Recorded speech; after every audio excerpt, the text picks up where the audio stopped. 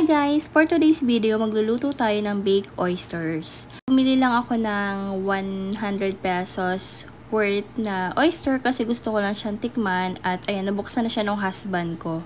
Then, nag-prepare na ako dito ng baking pan at saka nilagyan ko siya ng parchment paper. So, i-ready naman natin yung kanyang sauce or yung pinaka-toppings na ilalagay natin sa ibabaw ng oyster. Naglagay lang ako dito ng 1/4 cup ng unsalted butter. 1/4 lang kasi konti lang naman yung aking oyster, kaya konti lang yung gawin nating sauce. Pero you can always double the recipe kung gusto niyo na mas madami. Then, naglagay din ako dito ng half ng all-purpose cream. You can use any brand na gusto nyong gamitin. And then, mix nyo lang ng konti. Tapos, isalang nyo na siya sa mahinang apoy. Low heat lang para hindi siya masusunog. So, halu-haluin nyo lang hanggang siya ay kumulo. Halu-haluin nyo lang hanggang matunaw yung butter na nilagay nyo at hintayin nyo siyang mag-simmer or medyo kumulo ng konti para medyo maging thick lang yung ating sauce.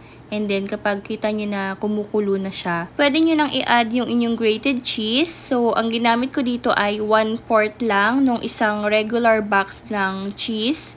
And then, naglagay rin ako dito ng pinch of ground pepper or paminta, pampalasa.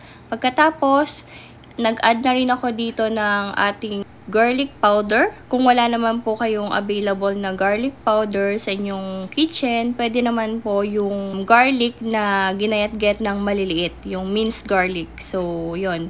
Pwede po yun. The more garlic you add, mas maganda, mas masarap, mas malasa. Yung ginamit ko dito na garlic powder, I think nasa mga 2 tablespoon yon. Okay lang yun, huwag kayong mag-worry kasi mas masarap talaga yung mas lasa yung bawang.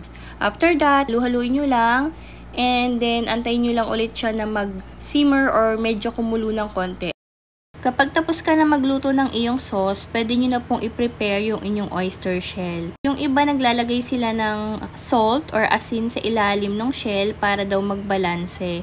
Pero ako hindi na po ako naglagay. Inayos ko na lang yung shell kung saan siya papantay ng tayo. After ko maihilera yung ating oyster, naglagay na rin po ako dyan ng 1 to 2 tablespoon nung ginawa nating sauce kanina. At nag-add lang po ako ng cheese sa ibabaw. Kung meron po kayong quick melt cheese, mas maganda. Ako kasi ang available ko lang is yung Eden cheese, kaya yun lang yung ginamit kong pang topping sa ibabaw after ko mailagay yung sauce. So, mas maganda po na quick melt yung gamitin nyo.